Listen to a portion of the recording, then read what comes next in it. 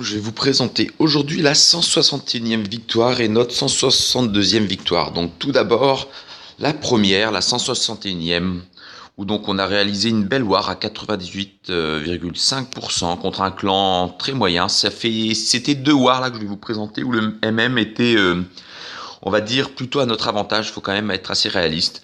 Et du coup, c'était un peu des guerres sans grand suspense. Alors je vais vous montrer tout simplement les trois meilleures attaques, enfin peut-être pas pour les mêmes persos.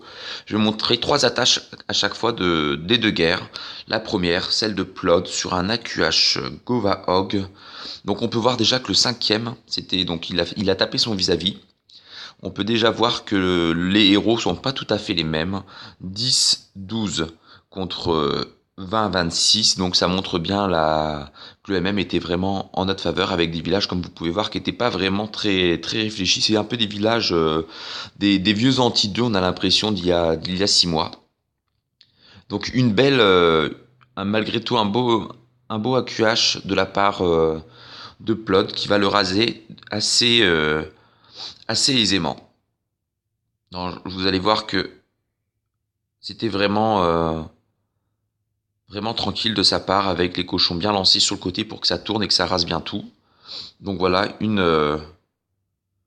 un tri assez facile sur un village qu'il faut avouer quand même relativement simple. L'autre attaque que je vais vous montrer, ça va être celle de vous, enfin, pas la vôtre, hein, celle de vous le joueur, qui a réalisé également un AQH Govahog. C'est la technique à l'heure actuelle qui fait la plus mal. C'était le village d'ailleurs le plus dur en HDV9 au niveau du design.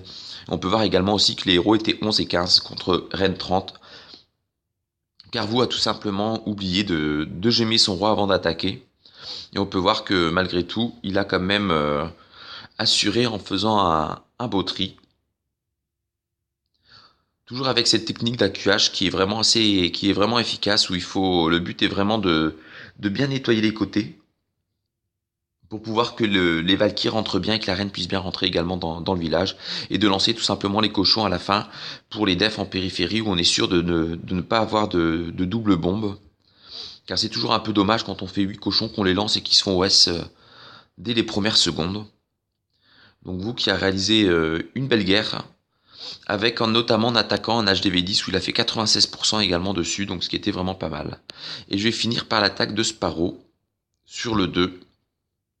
Donc vous pouvez voir également que le village était assez ouvert, avec également un AQH Govahog. C'est quand même la compo à l'heure actuelle la plus efficace sur Vivi Maxé, avec les Valkyries qui sont quand même relativement cheatés. Je vous dis, après, la plus grosse difficulté de l'AQH Govahog, c'est tout simplement de bien diriger la reine et de bien nettoyer les côtés quand on attaque avec les golems, pour être sûr que les Valkyries puissent bien rentrer dans le village. Donc là, c'est un village assez ouvert, où finalement il n'y a pas énormément de murs à passer, donc c'est vrai que les Valkyries elles se font plaisir.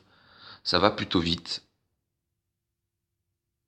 Et on peut voir les cochons toujours à la fin, avec un soin dessus. En général, c'est vrai qu'on met plutôt un soin sur les Valkyries, mais après il faut évidemment s'adapter à l'évolution des troupes dans le village et à la situation. Donc ça, c'était tout d'abord pour notre 161e victoire, et maintenant je vais vous présenter également les trois meilleures attaques de notre 162e victoire. Et donc notre 162e victoire contre un